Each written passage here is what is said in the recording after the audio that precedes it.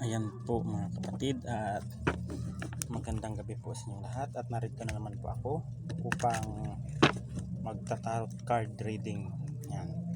At ang topic natin ngayon, ano ang mga mangyayari sa mga taong puro inggit, galit, pamuna sa ating kapwa, kung anong mangyayari sa kanila. Yan. Kung sa mga taong mainggitin at puro galit ang kanilang iniisip at wala nang ginawang ang mabuti, kundi puro kasamaan lang ang mga iniisip nila laban sa kapwa nila. Ayan, at ating i-reading ngayon kung ano ang mga mangyayari sa kanila. At pipili tayo ng 13 baraha. Ayan. Sa mga manonood nito, kung kayo po ay makaka-resonate, paki-like, share and subscribe lamang po.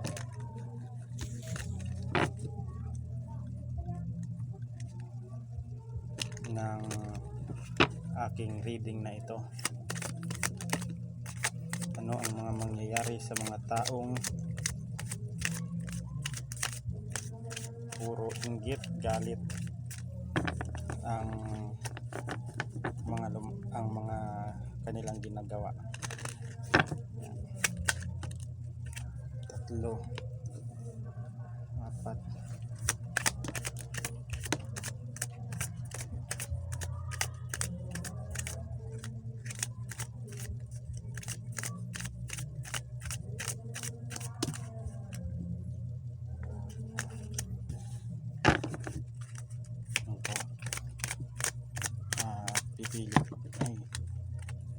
pili na lang tayo dito mga kapatid. 1, 2, 3, 4, 5, 6, 7, 8, 8, 9, 10, 11, 12, 13. Ano ang mga mangyayari sa mga taong may inggit sa kapwa, may galit, hinanakit sa mga taong wala namang ginagawa sa kanila? Yan po. Ito po ang unang baraha mga kapatid. Ang King of Swords po ay tinatawag na ano lang to mga kapatid, yung taong ang mangyayari sa kanila ay naka-stuck lang sila sa kanilang pamumuhay at hindi umuusad. Yan po ang King of Swords. Yan. Sila po ay hindi umasenso sa kanilang buhay dahil po at sila po ay laging talunan.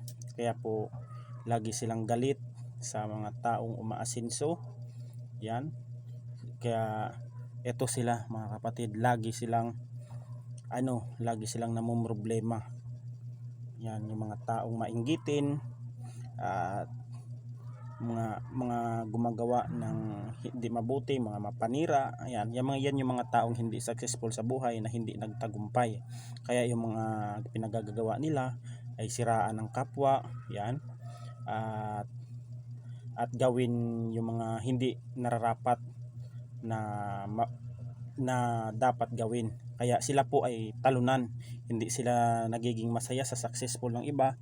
Kaya heto sila, bigo sila sa isang tabi at marami silang problema sa buhay. Kaya minsan napag-iinitan nila o pinupuna nila ang pag-asenso ng ibang tao.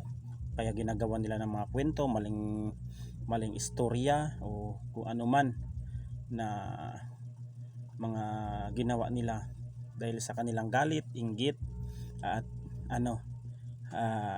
hinanakit. Kaya ginagawa nila ng kwento. Ito siya mga kapatid, hindi ito masaya sa buhay dahil sa pinagagawa niya. Yan, kaya ito siya, stuck lang siya mga kapatid, hindi niya magawa ang gusto niya. Kaya lagi lang niya tinitignan ang mga taong umaasenso. Yan. Ito mga kapatid, ang taong ito ay galit sa mga taong nagtatagumpay. Pag may nakikita silang taong nagtatagumpay ay hindi nila gusto. Maaring iniiwasan nila ang mga taong nagtatagumpay at iniiwasan nila, nagagalit sila at hindi sila masaya sa mga taong nagtatagumpay. Kaya heto, nakikita niya mga achievement at tagumpay ng isang tao, kaya siya umaalis at siya po ay galit o umiiwas siya dahil sa pag nakikita niyang may mga taong naging successful sa buhay ay hindi ito nagiging masaya. Yan, parang dinadown niya ang kanyang sarili. Yan mga kapatid, yan ang mga mangyayari sa mga taong mainggitin. Ito mga kapatid, ito ang mangyayari sa mga taong mainggitin ay hindi sa kanila lalapit ang mga blessing.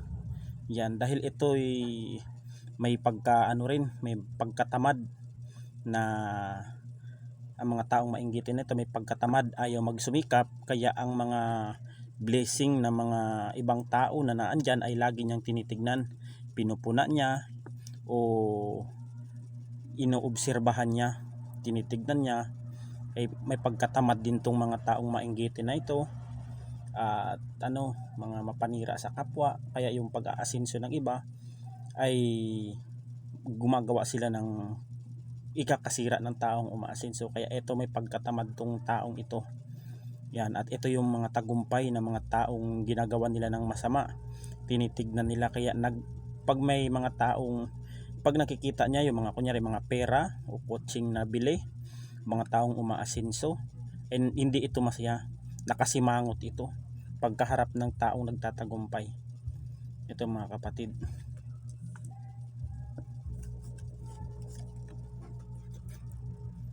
The Hermit mga kapatid. Ang taong ito ay namamaybay sa dilim. Itong simula ng pagkabata, ang taong ito ay masalimuot ang buhay nito ng mga taong mapanira. Minsan na itong humiling sa ating Panginoon ng ikabubuti, ngunit hindi ito ibinigay sa mga taong mainggitin na ito dahil may posibilidad na gagamitin niya ito sa masama. Ito po ang The Hermit. Kaya ito, nagbabaybay ito sa dilim. Ang mga taong mainggitin na ito, mainggitin at mga mapanira sa kapwa, yan, ito. Kaya malungkot ang pagkatao nitong tao na itong mga papanira, yan, mainggitin, mapanlamang ng kapwa, at hindi masaya sa buhay ng iba. Yan ang buhay nila mga kapatid. Ito mga kapatid, itong tao na ito mga kapatid ay umaasa ito sa, hindi ito marunong magbanat ng buto. Itong taong mapanira na ito, umaasa lang ito sa mga tulong ng mga taong nasa paligid niya.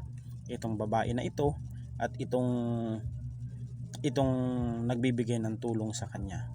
Ito rin mga kapatid ay meron din tinatagong ugali ang mga taong mapanira na ito. Merong magandang ugali ito pagkaharap mo, ngunit pag nakatalikod ito ay iba ang mga sinasabi nito sa mga taong mga mapanira at hindi mga mabubuting mabubuting kwento. Ito ay mga paninira sa kanyang kapwa, pambabackstab. Itong tao na ito ay kumbaga mapagbalat kayo, kumbaga mapanlin lang ang taong ito na mga mainggitin at mga mapanira sa kapwa. Yan, ang gusto nitong tao na ito na lagi lang siyang tinutulungan ng mga taong nasa paligid niya. Yan, at magaling din ito gumawa ng kwento o ng salita, gumawa ng kwento o para makuha niyang loob ng mga tao. Yan, matamis, kumbaga sa mga kapatid, ang mga taong mapanira ito ay matamis matamis ang dila nito, ngunit pag nakatalikod ang mga taong kanilang kinikwentuhan ay masama pala ang nila, ang mga intensyon. Ayan, yung mga kapatid. ang taong ito ay na mga taong ito, yan mga kapatid, ay kinaiinisan din ng lahat. Yan. Kinaiinisan ng lahat dahil sa kanyang mga ginagawang hindi maganda sa kanyang kapwa. Yan, mahilig mambaliktad ng kwento, gumawa ng mga istorya na hindi sa kabubuti, mahilig manira. Yan. Kaya itong mga tao na ito ay alam na ng mga tao ang mga pinagagagawa ng taong mapanira na ito. Kaya ito ay kinaiinisan to ng mga taong nasa paligid nila, itong tao na ito, kasi alam na nila ang kwento ng mga taong mapanira. Ayan, at hindi na ito pinapaniniwalaan ng ng mga tao tuwing ito ay nagkikwento. Ito ay ito mga kapatid, kumbaga sa taong ito ay pabiktim itong tao na ito. Yan, kaya ito ay pag nakikita ng mga taong ito ay tinatawanan na lang. Itong mga mainggitin, yan, mga mainggit sa kapwa, ang mahilig gumawa ng kwento. Kaya mga taong kinikwentuhan nila, ang mga taong nakakakilala sa mga taong pinagkikwentuhan niya na hindi naman totoo, ang mga taong nakakakilala sa mga pinagkikwentuhan nito ay pinagtatawanan ito at hindi naniniwala ang mga taong nasa paligid niya dahil magaling ito gumawa ng kwento. Yan. Ito mga kapatid, ito rin ang kinakainisan ng taong ito, na ang tagumpay ng iba ayaw niya, na may mga taong tinutulungan gawa ng pag-aasenso. Yan, naiinis din ito tuwing may mga karelasyon na mga kapatid, may mga karelasyon ang isang tao ay mahilig, hindi ito mga kapatid, hindi ito masaya sa mga taong may mga karelasyon. Dahil ito po mga kapatid, ito yung mga taong nagsiselebrate ng kanilang kasiyahan. Itong nasa taas na ito ay kumbaga yan po ang i-interpret natin na yung mga taong mainggitin, mapanira sa kapwa. Yan, pag nakikita nilang nagsiselebrate ang tao na kanilang sinisiraan ay nagagalit ito. At itong mga tao na ito na kanyang sinisiraan, pag nakikita niya ay sinisiraan din niya ito, parang bini-brainwash ng tao may mainggitin, mahilig manira ng kapwa. Kaya ang mga tao sa kanyang mga sinisiraan ng mga mainggitin na yan ay iniiwasan, kaya gawa nung sinisiraan ng taong ito. Pero hindi ito magtatagumpay mga kapatid. Ang mga taong naninira ng kapwa ay patuloy itong magdurusa mga kapatid. Samot-sari ang problema na darating sa kanilang buhay pag patuloy ang kanilang ginagawa ng mga paninira, yan, panlalamang sa kapwa, gumawa ng hindi mabuti, at mga kapatid, at magiging maghihirap itong mga taong mga mainggitin na ito, mga mainggitin, mga mapanira sa kapwa. Ayan, magdudusa tong mga ito. Yan, ang mga taong sinisiraan nila ay nagiging successful, pero hindi sila natutuwa sa pagiging successful dahil sila ay talunan. Yan. Yung mga kinaiinggitan ng iba, ayan, mga kinainggitan, sinisiraan ng iba, at mga kapatid, at mga taong ginagawa nila ng hindi mabuti ay umaasenso sila. Lahat ng mga achievement ng mga taong sinisiraan nila ay mas umuusad ito mga kapatid. Ayan po, kaya hanggang sira lang mga yan. Pero yung mga sinisiraan nila ay wala itong paki sa mga taong naninira, nanlalait, nanlalamang, nagmamaliit ng kapwa-tao. Wala itong paki sa kanila. Kaya ito sila mga kapatid, bigo sila, bigo. Kaya hanggang paninira na lang ng kanilang kapwa, kasi doon sila nagiging masaya mga kapatid, sa paninira ng kanilang kapwa. Pero hindi ito magtatagumpay ang mga tao na ito.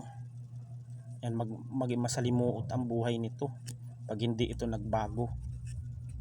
Yan mga kapatid, kasi mga kapatid, na uudyukan kasi sila ng mga devil entities.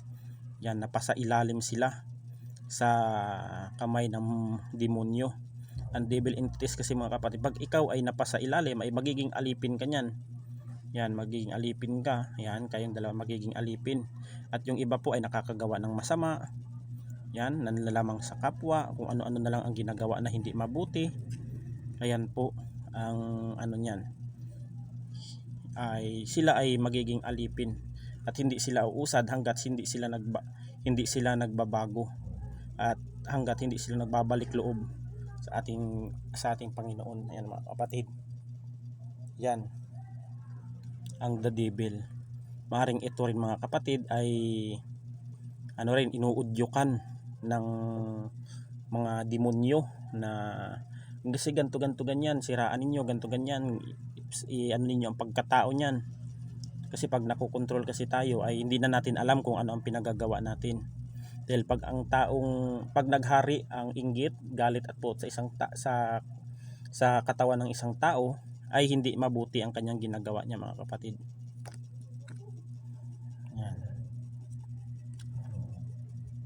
Yan, King of Cups mga kapatid. Mga taong sinisiraan nila ay mananatiling tagumpay. Matagumpay at magiging successful sila mga kapatid. The Emperor. Yung mga sinisiraan nila mga kapatid ay hindi nila basta-basta, hindi kayo ang mga sinisiraan dyan ay hindi kayo basta-basta matatalo mga kapatid sa gawa ng paninira, dahil alam ng ibang tao kung ano ang tunay ninyong pagkatao at mga kapatid, kung ano ang tunay ninyong pagkatao. Yan lang ang ko mga kapatid, kasi ang tingin nila sa inyo, tinik kayo sa kanilang buhay. Yan, kaya ayaw nilang makitang umasenso ka mga kapatid. Kaya patuloy kang sinisiraan, ayaw nila na umasenso ang mga taong nagsusumikap at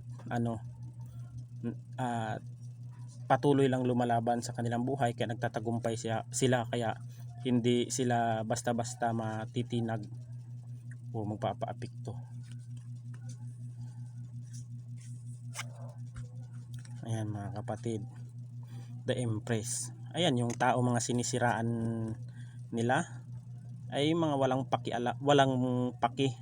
ang mga taong kanilang sinisiraan. Tinitignan na lang nila kung ano yung mga pinagagawa nila, paninira nila, hanggang tingin na lang yung mga taong sinisiraan nila sa kanila at tinatawanan sa kanilang ginagawa na paninira, pangungutya, pagmamaliit. Ayan, pag-underestimate ng kapwa nila ay tinitignan na lang at hinahayaan nilang at iniintindi na lang ng taong kanilang sinisiraan ang kanilang mga kapatid, ang kanilang mga pinagsasabi. Dahil ito mga kapatid, hindi ito masaya sa buhay nila, mga taong naninira na ito. Kasi mga kapatid ay nauudyukan kasi sila ng mga demonyo, kanilang utak. Ayan, kaya yung mga taong kanilang sinisiraan ay nagtatagumpay. Ayan, nagtatagumpay. At yung mga naninira naman ay mga tamad ito.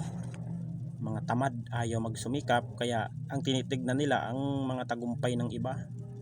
Tapos gagawin nila maninira ng kapwa. Ayan, ang babackstab,